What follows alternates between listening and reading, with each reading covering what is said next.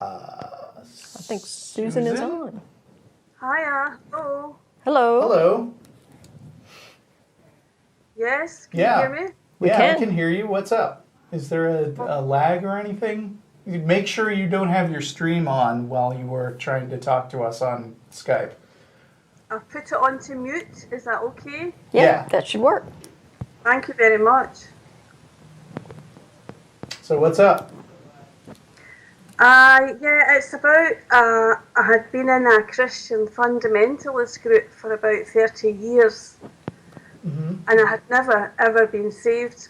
But I lived in fear because they said, obviously, I believed it, I would die and go to hell.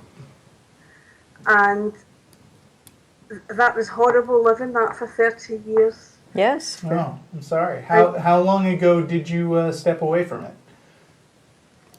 15 years ago. Oh, wow. Okay, so that's been a while, yeah. The thing is that I know and I have now accepted that there's no God, and I feel as if I should have, I had developed phobias because I didn't want to travel or anything like that. And I still have the fears even though I've walked away from it all. Yeah, so that's actually not uncommon.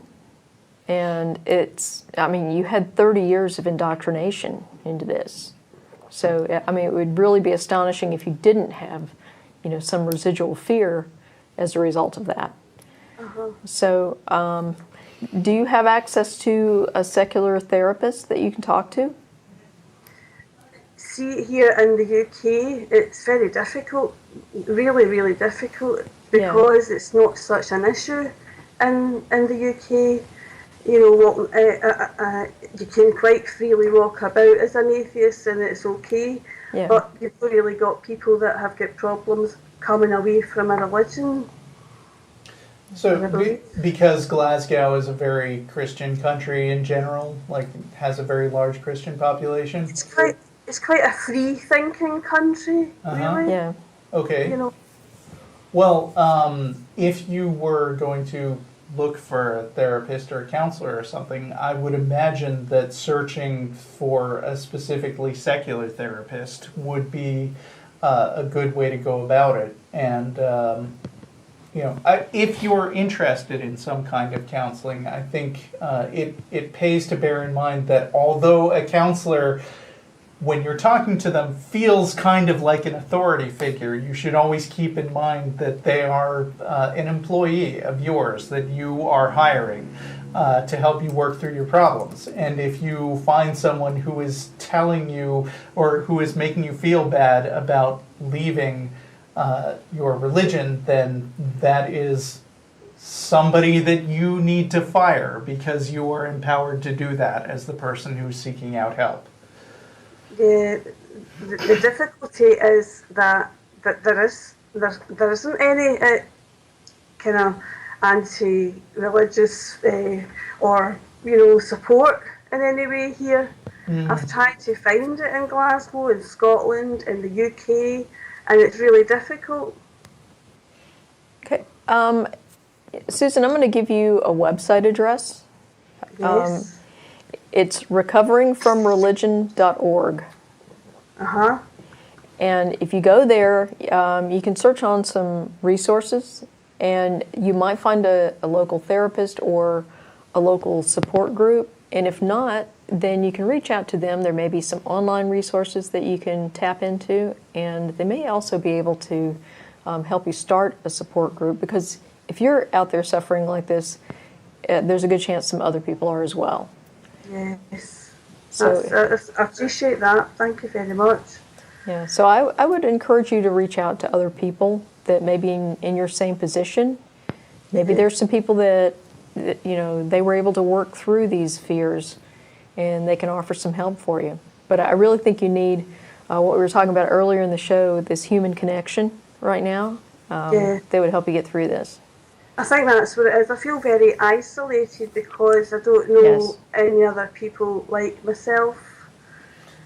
Yes. Yeah, well, it's just that feeling of isolation and not knowing anybody that you can talk to about your problems it can be a big part of the challenge of being a non-believer or an atheist. And I feel like being lucky enough to live in a place where we have all these wonderful and supportive people right here in the Atheist Community of Austin has been a big part of what makes it much easier for me to be open and public about my atheism. And I think that finding at least a local group of people that you can talk to. I mean, for all I know, there might even be atheist groups within driving distance of you. That is also something that you should look into.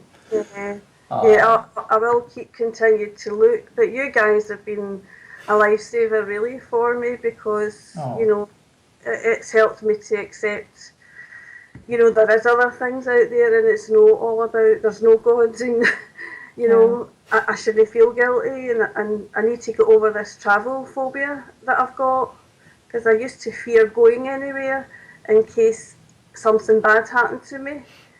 And then I'd be in hell, so I eventually became, kind of agoraphobic, and and it's just it's just developed into a real problem. And I know that now I am not accepting that there's a God anymore, but I still have these fears. And it's just, sometimes you really need somebody to talk to about it.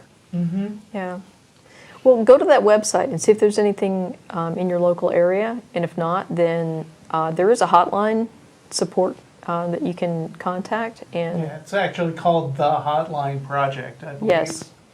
And, I mean, they can give you some resources in terms of reading, other things that may help you work through this. So I recommend that you reach out to them.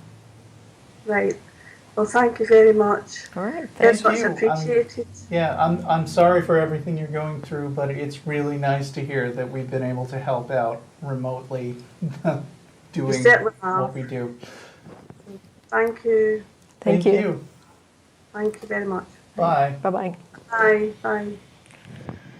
We're going to queue up Carl in South Africa. We've entered the international portion of the show. Yes. And I just want to say, you mentioning the Hotline Project makes me feel slightly guilty because I've really been meaning to actually call in and do some volunteer time on that. But I think that, I'm going to go ahead and plug that any viewers who also don't feel like they have a lot of atheists to talk to in their area, not only consider calling the Hotline Project, but consider volunteering for them, because I'm sure that the audience of Atheist Experience viewers are perhaps the best equipped people there are to actually speak to people who are struggling with doubts about their faith. And I hope that a lot of you, I think all you need to do is actually call in yourself, and and say you want to volunteer, and they'll figure out where to send you. Yeah. Is that right? Yep, I think so.